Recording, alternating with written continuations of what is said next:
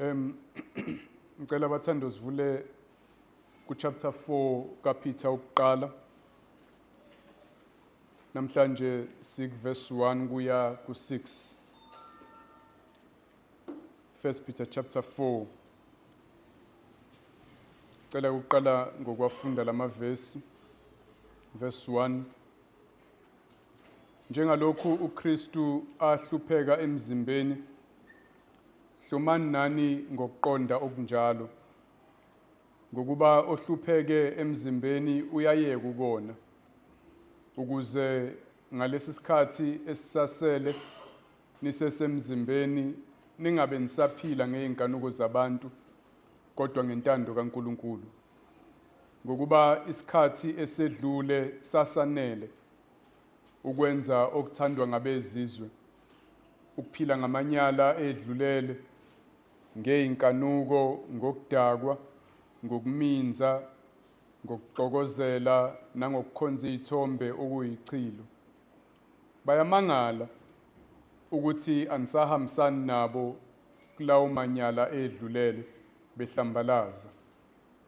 Kepha bayakuyiphendulela kulowo olungele ukwehlulela abaphilayo nabafileyo. Ngenxa yalokho-ke ivangeli lashunyayelwa nakwabafileyo ukuba bahlulelwe ngokwabantu emzimbeni, kodwa baphile ngokukaNkulunkulu emoyeni. Amen. Uma ubuka uverse 1 uyabona ukuthi uPetru ufuna ukubahlomisa abazalwane. Njengalokhu uKristu ahlupheka emzimbeni, hlomani nani ngokuqonda okunjalo. Khona indlela yokucabanga uJesu ayenayo ngesikhathi ehlupheka emzimbeni. Kukhulunywa ngalokhu yakufa kwakhe nazo zonke inhlupheko ezihambisana nakho. Ufuna-ke nathi sihlome ngaleyo ndlela yokucabanga, ngalowo mqondo uKristu ayenawo. Then-ke ubala izinto eziwu-4 la makuthi ngibona kahle, okuyizona afuna sihlome ngazo. Kuney'ndlela eziwu-4 zokucabanga afuna abazalwane babe nazo. Kukhona bezoba ready ukubhekana ney'nhlupheko. Uyabona ukuthi akayishintshi indaba yey'nhlupheko la. Ingakho ekhuluma ngoKristu ehlupheka esasemzimbeni. Kuney'ndlela eziwu-4 odinga ukuyihlomisa ngazo zingakafiki iy'nhlupheko. Khona mase yifikile iy'nhlupheko uzokwazi ukubhekana nazo. Uyazi sixoxa ngani namhlanje? So-ke vula ingqondo yakho ufake these 4 things phakathi. Khona uma seyifika ikhathi zey'nhlupheko izokufica uready. Njengalokhu uJesu ayeready. Wanqoba uJesu. Iy'nhlupheko ayizange imahlule. Ayizange imenze one kuNkulunkulu. Ayizange imenze ahlubuke kuNkulunkulu. Kodwa kunalokho wanqoba ngokuthi aqhubeke ebungcweleni noma inhlupheko ifika. Wathola umvuzo uNkulunkulu ayemthembise wona wenkazimulo nokusindiswa kwethu after inhlupheko zakhe, ukuze nathi sokwazi ukunqoba mase ifika inhlupheko. Singoni simhlambalaza uNkulunkulu ngendlela esifila ngayo, sicabanga ngayo, nesikhuluma ngayo, senza ngayo. Singahlubuki sibuyele ezonweni ngenxa yenhlupheko. Sidinga ukuhloma ngalendlela yokucabanga uJesu ayehlome ngayo. Ubala-ke izinto eziwu-4. La yokuqala simele ukwazi ukuthi kujwayelekile, kunormal ukuthi ukulunga kuholele ekuhluphekeni kulelizwe. Number 1 lo. Jwayelekile ukuthi ukuphila ngokulunga kuholele inhluphekweni la emhlabeni. Number 2, kodwa ukulunga kusayiyona ndlela eright yokuphila noma kunjalo. Number 3, into eyenza ukulunga noma kuyindlela eright yokuphila kuholele inhluphekweni ingenxa yendlela abayiyona abantu abangakholwa nendlela izwe esiphila kulona eliyiyona. Number 4, kodwa ukuphila ngokulunga kuyawenza umqondo kuyinto eright ngenxa yokuthi kunelanga lokwahlulela elizayo la khona abangalunganga bezohlulelwa khona bese abalungile benikezwa ukuphila ngalo lelo langa. Those 4 things. Uthi uPetru la uma uyifunda yonke lento uJesu wayehlome ngalezi zinto ngesikhathi esiphambanweni. Yizona ezamenza wakwazi ukuqinisela aqhubeke ebungcweleni noma inhlupheko zikhona. Nathi masingayifaka emgodleni wethu lezi zinto zizosenza ukuthi mase ifika inhlupheko sikwazi ukunqoba singahlulwa yileyo mpi yeinhlupheko. Amen. Asibukeni yokuqala kuverse 1 lapha ngasekupheleni. Kujwayelekile ukuthi ukulunga kuholele einhluphekweni. Asingathuki makwenzeka sengathi kwenzeka into engajwayelekile, engalindelekile. Thina siyabe siufake lo mqondo engqondweni zethu ukuthi masenza kahle then kufanele kube kuhle empilweni zethu. Bese sishaya full stop. As if akukho okunye uNkulunkulu akushilo. Yebo ngokujwayele efake kube njalo futhi noPetru ke wayifundisa lento sakhuluma ngayo. Kodwa izwi laNkulunkulu aligcini lapho. Kuyenzeka wenze kahle zonke izinto waphila ngokulunga kodwa ukuhlupheka kufike kujwayelekile lokho. Akusinto ekufanele isethuse mayenzeka. Uthi lapha verse 1 njengalokhu uKristu ahlupheka emzimbeni hlomani nani ngokuqonda okunjalo sesibone leyo ndawo bese ethi ngokuba ohlupheke emzimbeni uyayeka ukona ukuze ngalesi sikhathi esisasele nisesemzimbeni ningabe nisaphila ngeinkanuko zabantu kodwa ngentando kaNkuluNkulu.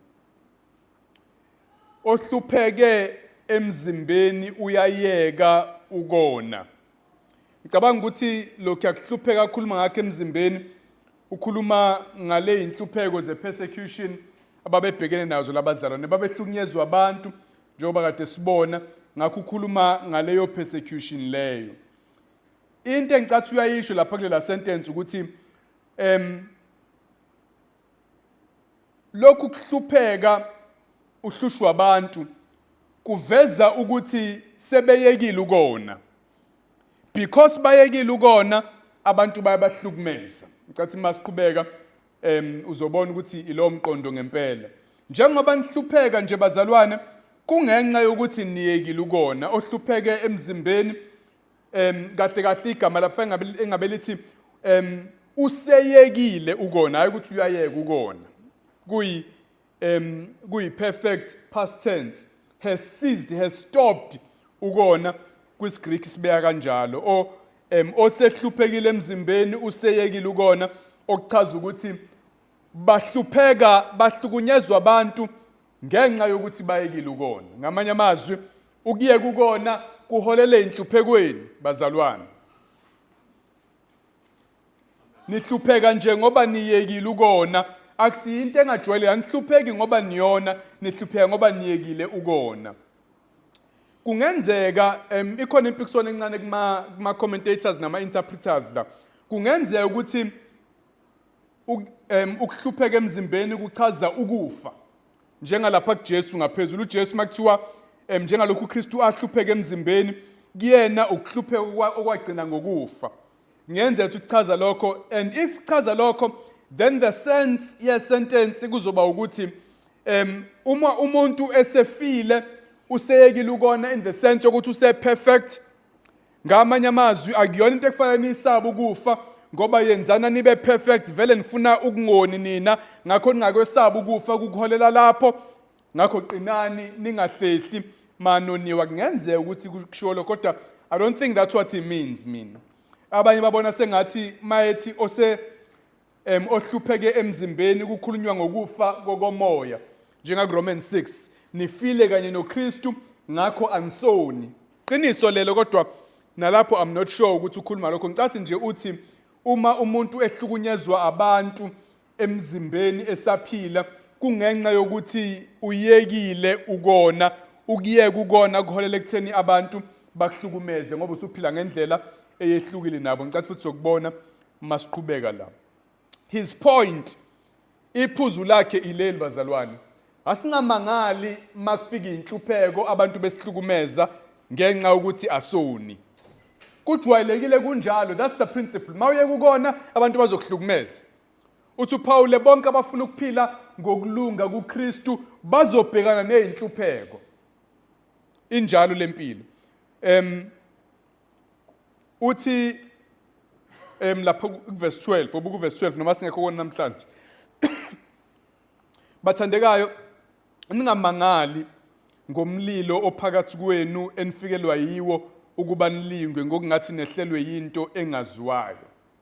Uyayizwa leyo nto? Ningamangali ma kufika umlilo phakathi kwenu, umlilo weinhlupheko, sengathi nehlelwa yinto engaziwa. Umuntu oyekayo ukona uzohlupheka emzimbeni. Abantu bayamhlukumeza umuntu ongaphili ekoneni. Leyo nto ijwayelekile, inormal, njengalokhu kwenzeka kuJesu, njengalokhu kwenzeka kubapostoli nebandla lokuqala, njengalokhu bekwenzeka throughout church history. Abazalwane behlukunyezwa, namanje kuyenzeka kanjalo. Kujwayelekile ukuthi umuntu ophila ngokulunga inhlupheko ifike kuyena. Niyezwa into bazalwane? Nakweyakhe impilo it's true. Makufika ukuhlukunyezwa, whether uhlukunyezwa abantu noma nje ubunzima bempilo, othi nansi lento le. In fact, othi kungani mina Nkosi, why me makuhamba kahle? Angathi nasithi why me makubheda. Yindaba kube yimina Nkosi. Cha, lesi verse lokho kujwayelekile lokho. Obothi why me Lord, izinto mayihlangene kahle zingekho inhlupheko. Kanjani Nkosi zingekho inhlupheko empilweni yami? Kusho ukuthini lokho Nkosi, why mina? Amen. Kodwa inhlupheko zijwayelekile. Mawufunda nje iBhayibheli lakho ubona impilo zabapostoli, ngihlale ngisho njalo bangcwele, babe bawu-12. Bonke babulawa except mhlawumbe uJohane owayigugela wamdala. Bonke babulawa abantu ngesihluku netorture. All 11 apostles. Ukuyicabanga leyo nto le. Ibandla kusukela uStefane ebulawa ngokugandawa ngamatshe, kwasuka inhlupheko eJerusalem. uPaul esawuSawule bazingela, nabanye belizingela ibandla. Kuswela ngalezo ikhathi ibandla lahlukunyezwe nje. Njengoba uPetru ebhala lencwadi, inhlupheko zikhona futhi isazoba worse ngesikhathi sika Nero. Abazalwane bazobulawa bazingelwe njengezilwane isikhathi seinhlupheko. Mawufunda umlando webandla, even after isikhathi sabapostoli, umlando wokuhlupheka kwabantu abakholwayo. Behlukunyezwa ngendlela eziningi ezahlukahlukene, kusukela ekuhlukunyezweni yimndeni yabo, njengoba uJesu ayishilo ukuthi izitha zomuntu kuyoba abantu bendlu yakhe. Ngilethe inkemba ehlukanisa umama nendodakazi, ubaba nendodana. Abantu bayacabana emndenini, abazalwane bahlukunyezwa emndeni yabo, bahlukunyezwa imiphakathi, bahlukunyezwa ugovernment. Impilo yabazalwane throughout church history impilo yenhlupheko. Namanje into enza thina abazalwane singadili kahle nenhlupheko mayifikela thina ukuthi asiwavuli kahle amehlo ukubona ezabanye impilo. Usathane uyasenza ukuthi masingena enhluphekweni kuba sengathi uwe wedwa. Kanti akusinjalo. Uma uvula amehlo nje khona la ibandleni ziningi inhlupheko, abantu bahlupheka ngezinto eziningi ezahlukahlukene. Hayi nje la ibandleni lethu kuphela, wonke amabandla, impilo zabantwana bakaNkuluNkulu zigcwele ubunzima. Zigcwele ukugula, zigcwele ukuhlukunyezwa abantu emndenini, zigcwele ukweswela, kungabi nayo imisebenzi, zigcwele nje izinsizi ezinhlobonhlobo. Makufika kuwena ubunzima, owavula amehlo ukhumbule. Ubuhlungu nobunzima akusinto engajwayelekile kumuntu ophila ngobungcwele, kunormal, kujwayelekile makunjalo. iBhayibheli lisifundisa lokho, ama-examples ebandla lokuqala sikhombisa lokho, umlando wonke webandla sikhombisa lokho, izimpilo zabazalwane masizibuka manje zisikhombisa lokho. Ungabopiki ube selective mawusufike nenhlupheko, ubuke labo ngathi kuhamba kahle ngaleso sikhathi, as if ayikaze bekhona inhlupheko kubona, as if abekho abanye ababhekene nobunzima. Uthi uPawule ma ekhuluma ngobunzima elentuzeni eKorinte, uthi anifikelanga ukulingwa okungenje njengokwabantu, okungafani nokwabantu. 1 Corinthians 10. makufika inhlupheko ukukhumbula ukuthi akwenzeki into kuwena engafani nento eyenzeka kuwona wonke omunye umzalwane. Siqinisele izulu masithi akwehlanga olingehliyo. Lento ekwehlelayo mawubhekana nenhlupheko ibehlela bonke abantwana bakaNkuluNkulu. uHebrews ukhuluma kanjalo uthi ma ungalitholi uswazi likaNkuluNkulu nediscipline usho ukuthi awusiyo umntwana kaNkuluNkulu ngoba bonke abantwana bakhe uyabafaka enhluphekweni at one point or another. Asihlomeni ngalowo mqondo. uJesu wafika emhlabeni elindele ukuthi uzohlupheka. Ingakho engakhuzanga ibhadi wababaza wabaleka mase beqala bemkhuluma kambi, bemhleba, bembopha, bemhlukumeza beze bembulala. Akazange akhuza ibhadi ngoba wayelindele ukuthi iyona into ejwayelekile le. Iyona into engiyizele le. Nathi asibe njalo bangcwele. Uyayibona lento uthi ngasiza kanjani enhluphekweni. Umqondo wokuthi ziyeza futhi zizela wonke umuntu omzalwane. Hloma ngaleyo nto leyo. Hloma ngaleyo nto. Number 2. Kodwa ke ukuba umuntu olungile ku right yize noma kuletha inhlupheko empilweni yakho. Verse 3. Ngokuba isikhathi esedlule sasanele ukwenza okuthandwa ngabezizwe. Bese yakubala ukuthi kuyini. Ukuphila ngamanyala edlulele okuchaza umuntu ophila ngendlela nje eqonde ukwanelisa imizwa yakhe yomzimba. Yokusatisfy nje wonke ama desires akhe ayawocansi kuphela wonke amanye umuntu ophila njengesilwane ukusatisfy nanoma ngabe yini ayihalelayo, ngabe imali, ngabe utshwala, ngabe noma yini uphilela nje imizwa yakhe. Isikhathi esedlule sokwenza okuthandwa bezizwe sasanele ukuphila ngamanyala edlulele ngeinkanuko izifiso zomuntu ngokudakwa phuza ngokweqile ngokuminza okwaku babethi mase bephuzile bagcwala emgaqweni beyiqulu bedakiwe bonke benze yonke imishmesh lapha emgaqweni yokudala umsindo nechaos. Igama lezulu malithi ukuminza ngicasa iswele singachaza ukuthi emchaza impilo ewild abantu abayiphilayo uma sebedakiwe ngokuxokozela babehlangana chaza ama parties lama drinking parties bahlangane bazophuza badakwe ndawonye nakho konke ukumoshakala okuhambisana nezinkanuko zabo njengoba deshilo ngaphambilini nangokukhonza izithombe kuyichilo. Kaningi leyo nto ayihambisana nezinkolo zangalezi zayikhathi. Izinkolo zangalezi zayikhathi kwaukuthi nize tempelini ezinye zendlela zokuxhumana nalo uNkulunkulu okhonzwayo ukuphuza uzudakwe ngesikhathi usudakiwe babekholwa ukuthi usuconnected nalesi sithixo lesinalo uNkulunkulu. Yabona lento ekhona emabandleni acharismatic manje ukuthi uclose noNkulunkulu uma ungekho engqondweni zakho ngesikhathi uginqika phansi urola phansi then you are close to God. Ayifiki manje izinkolo ezipagans ayicabanga kanjalo ukuthi kufanele uphume engqondweni then bona babe yikhiphe engqondweni ngokudakwa ngokuphuza ngokweqile nayo yonke inhlobo yokonakala ehambisana nale ndlela yokukhonza.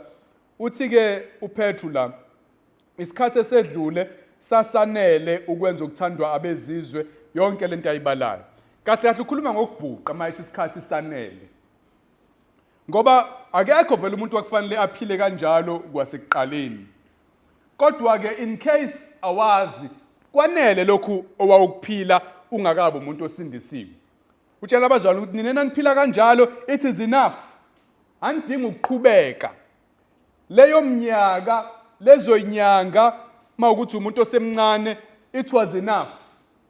Akeve khuluma ngoba kuukuthi umuntu ufana spend 20 years ezonweni no 10 years ezonweni. Nawo semncane kwanele lokona osukwenzile.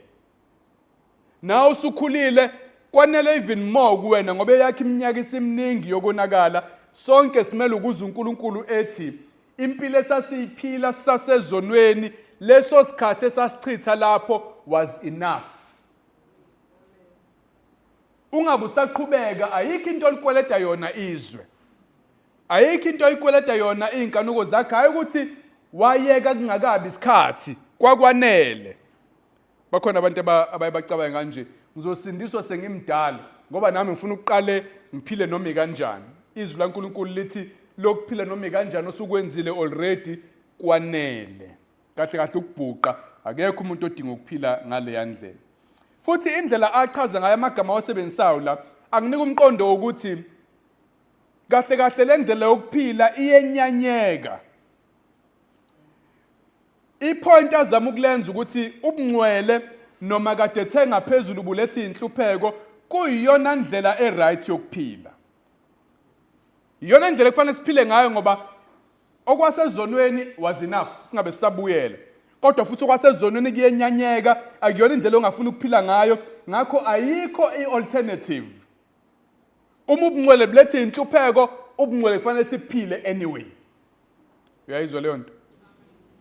Upoint number 2 lowo ubungcwele buyiyona ndlela yokuphila yize noma bulethe inhlupheko asinayo enye option ngeke sibuyele ezonweni sesasikhokha leso sikweletu kwanele. Kodwa futhi ngeke siphile ngalawa amanyala uPetra akhuluma ngawo la kwanele. Uthe chapter 2 uverse 12 ziphatheni kahle honorably ngendlela ehloniphekile enhle phakathi kwabezizwe.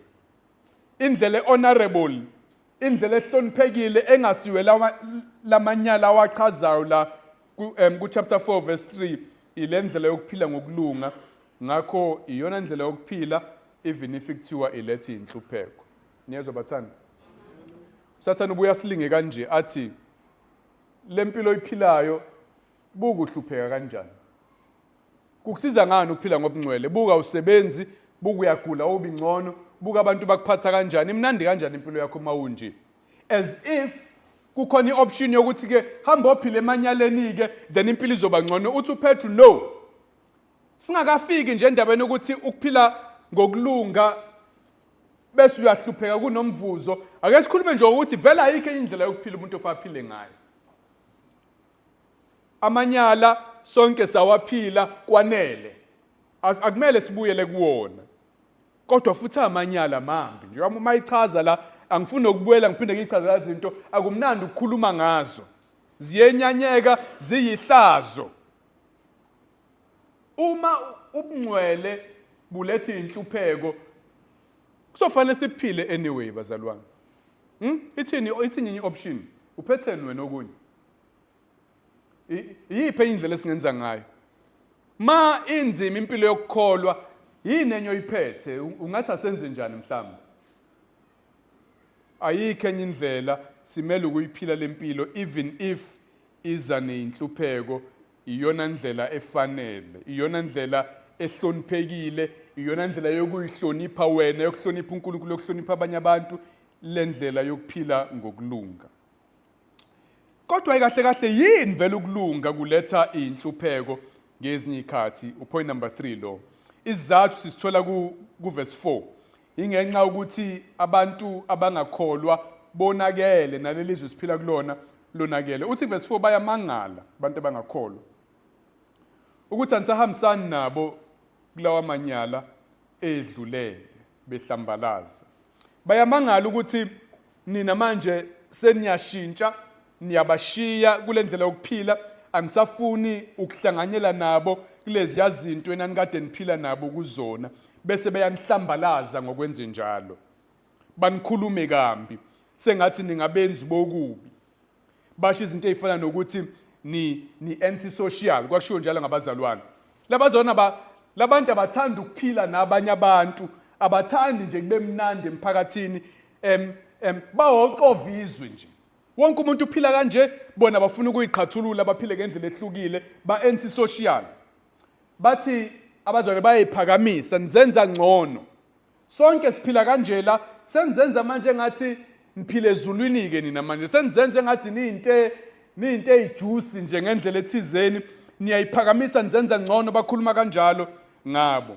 Bathi abantu abazonda indlela zokuphila zalabakhulele khona, babamba indlela zamaJuda manje. Kwakushiwo njalo ngalabazona bamaGreki ababesindiswa, kushiwo njalo nangathi. Siyeke indlela zokuphila zesintu, sifuna ukuhamba nendlela zasentshonalanga zokuphila, besihlambalaza kanjalo besenza sibukeke njengothathekile, abantu abangayithandi ezabe izimpande, abangayithandi bona nesizwe sakubo. Abanye babona sengathi si-self-centered, sicabangela thina, ekakhulukazi ngalezi zikhathi lezi ngoba ukukhonza izithixo kwakuyiduty yawo wonke umuntu emphakathini ngoba izithixo ebezaziwa ngokuthi mayicasukile ziphanisha wonke umuntu. KwakunoNkulunkulu beyitshalo abaletha imvula makutshaliwe kukwazi ukumila. Ma wena ungasayi komkhonza lo nkulunkulu mayisecasuka bese vala imvula sonke sisafarishe manje. Uyabona ukuthi uyicabangela wena wedwa babekhuluma kanjalo. Sometimes emndeni kuyakhulunywa kanjalo uma ungawakhonza amadlozi.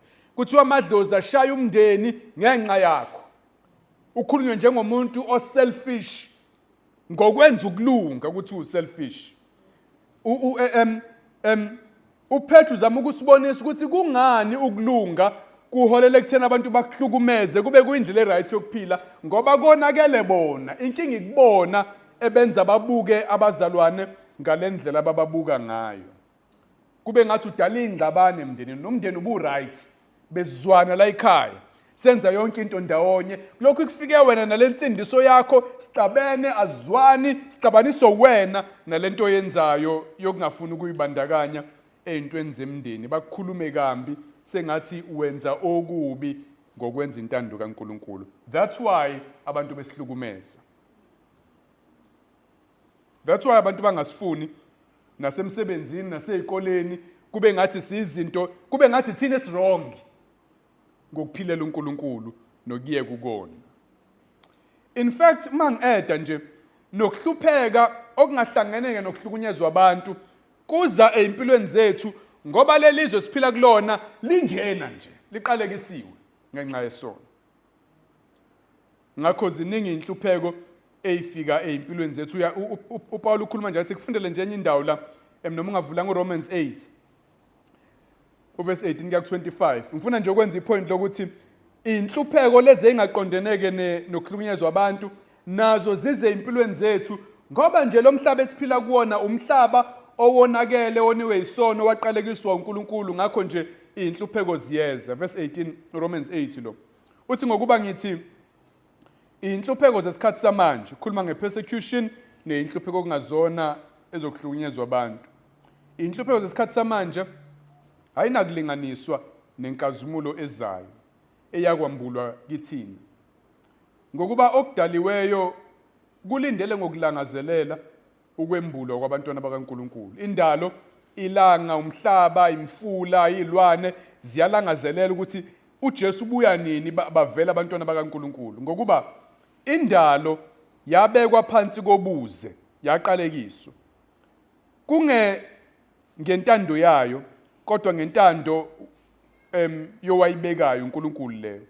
Ngethemba lokuthi nayo indalo uqobo iyakhululwa ebugqileni bokubhubha ikhululelwe enkazimulweni yabantwana bakaNkulunkulu. uNkulunkulu uqalekisile umhlaba ngenxa yesono kodwa likhona ithemba lokuthi umhlaba uyodalwa kabusha ngesikhathi uJesu ebuya. Masambulwa thina abantwana bakaNkulunkulu nomhlaba uyodalwa kabusha ukhululwe ebugqileni bokubhubha lokhu ongaphansi kwakho okwamanje. Kwamanje umhlaba uqalekisiwe ingakho ubhubha yonke into iyafa ngenxa yomuntu. Kufa wena silwane, kufa wena tshani, kufa wena mhlaba ngishilanga kuthiwa ngeke last forever. Mangathi uJesu akabuyi lingagcina libhastile. Nezinkanyezi ziyowa yonke into iyaguga kwindalo ngenxa yesono sika Adam. Ayikho into engaqalekisiwe. Athi ke verse 22 ngokuba siyazi ukuthi yonke indalo iyabubula kanye kanye. It's groaning. Umhlaba uyabubula engathi kubhlungu kuwona umhlaba. Unayinseka einzima kuze kube manje. Athi verse 23 akusikho nje lokho kuphela kodwa nathi uqobo esinolibo lokuqala likamoya sesinawo umoya ongcwele sesiyazi singabantu basezulwini siyabubula ke manje kuthini kubhlungu. Siyabubula phakathi kwethu silindele ngethemba elikhulu isimo sobuntwana silindele liyalanga elizalo ukubuya kukaJesu la esiyovezwa njengabantwana bakaNkulunkulu ukukhululwa komzimba wethu sinikeze umzimba omusha. We are waiting for that time. Ngokuba ngethemba sisindisiwe kepha ithemba libonwayo silithemba ngokuba lokhu umuntu akubonayo usakwethembelani na. Kepha uma sithemba lokho esingakuboniyo, siyakulindela ngokubekezela. Siyabekezela ekububuleni, umhlaba uyabekezela ekububuleni, silinde ilanga lokubuya kukaJesu, lesikhathi esiphila kusona. Lo mhlaba esiphila kuwona umhlaba wokubekezela lo nokububula. Neyizwa bazalwane? Isona simo lesesiphila ngaphansi kwaso.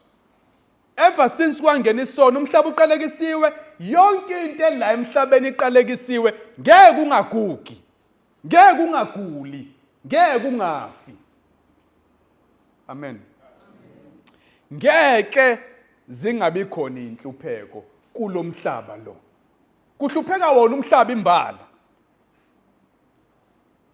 Isona simo esiphila ngaphansi kwaso, siyabubula, silindile, asibekezeleni luze lifike lo suku lokukhululwa kwethu. Niyayizwa bazalwane? Ngakho angazi nje ngizothi thike noma iscratch off indaba yokufika kwenhlupheko. They will come. Zizofika ngoba abantu abangakholwa banje ngeke bangazizondi siphila ngobungcwele. Zizofika ngoba umhlaba esiphila kuwona unje. Isona simo esiphila ngaphansi kwaso leso kwamanje, asamkeleni, siqinisele, sifune indlela zokuba ready uma seyifika inhlupheko. Sengibale ezintathu zazo. Ithi ngibaleke eyokugcina esivala ngayo masibuye lapha kuPetru. 1 Peter chapter 4, ngifuna ufunda verse 5 no 6 manje. So wona iphuzu lokuthi ke noma ke ukulunga kuyilethi inhlupheko, ukulunga kodwa futhi kuyindlela eright yokuphila. Inhlupheko ziza ngoba abantu bonakele nomhlaba uqalekisiwe.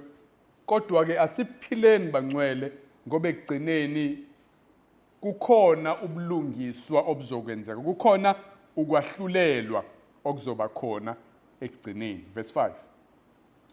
Kepha bayakuyiphendulela kulowo olungele ukwehlulela abaphilayo nabafileyo, labantu abangakholwa, abahlambalaza abazalwane ngoba bengasahambi njengabo. Bayoyiphendulela kulolungele ukwehlulela abaphilayo nabafileyo. Ngenxa lokho ke ivangeli lashunyayelwa nakwabafileyo ukuba bahlulelwe ngokwabantu emzimbeni kodwa baphile ngokukaNkulunkulu emoyeni. Into engicathu uyayichaza lapha kuverse 6 mayithi ivangeli lashunyayelwa nakulabo abafileyo. Cathi ukhuluma ukuthi ivangeli lashunyayelwa ngendlela ejwayelekile kubantu bephila manje sebefile abanye babo. Ipoint azama ukulenza ukuthi whether umuntu uyaphila noma ufile ngeke aze ayigeje ijustice kaNkulunkulu. Uthi verse 5 bayoyiphendulela kulowo olungele ukwehlulela abaphilayo nabafile.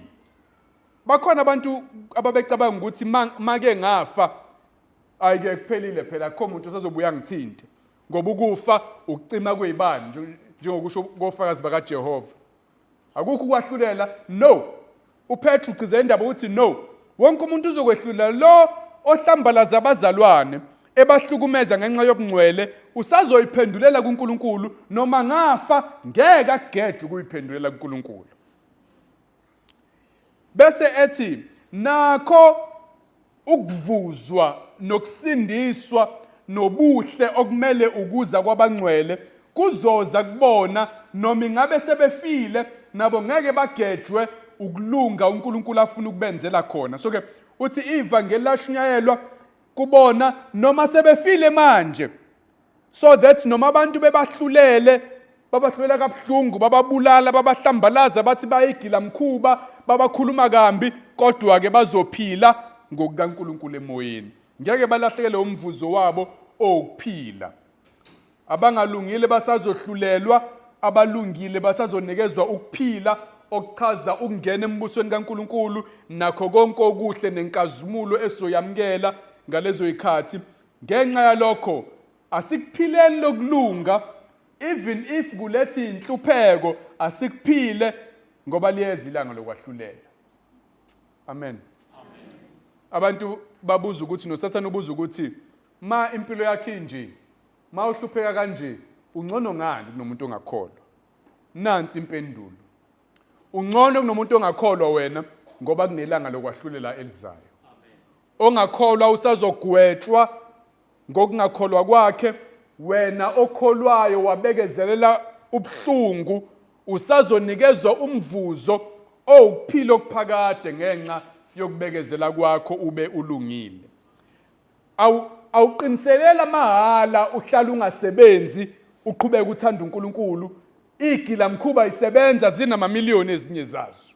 Akusiwa mahala.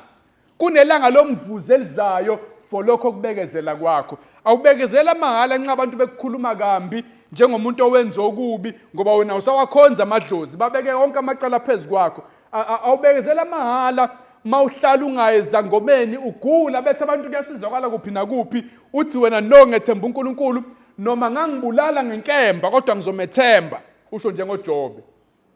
Awukwenzela mahala konke lokho. Zonke inhlupheko oyibekezelelayo zinomvuzo omuhle uNkulunkulu akubekele wona.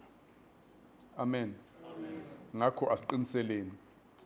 Ukusummarize ke uPetru ufuna sihlome ngalendlela yokucabanga uJesu ayenayo. Ziwu4 lezi indlela zokucabanga.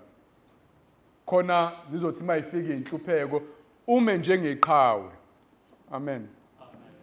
Ave ngifisa abathandi ukuthi la ebandleni lethu sibe isibonelo sokubekezela einhluphekweni.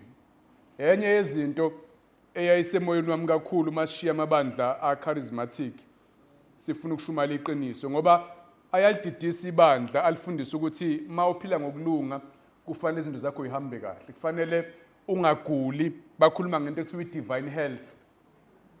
Bathi kufanele ungaxakeki, bakhuluma ngeprosperity. Zonke into zakho ziyaqhakaza mawusindiswa kwakuthiwa kuthina wayifaka inhlanhla ekhaya. Bakhuluma ngewealth, kufanele ube namamiliyoni, ube nemali yonke. Ibandla ebuningini balo liyayikholwa leyo nto. Ngakho liyaxakeka mase ifika inhlupheko. Ngoba ziyafika inhlupheko noma ufundiswa iprosperity ziyafika anyway. Ukuthi bakuqambela amanga wawakholwa, wayikhuluma izinto zakho wathi uyayidala ngomlomo, akusho ukuthi ayifike inhlupheko. Akukho umndeni okungafiwa kuwona. Nalabo bathi bayaprofeta bayayikhuluma izinto zenzeke bayafa kwabona nemndeni yabo.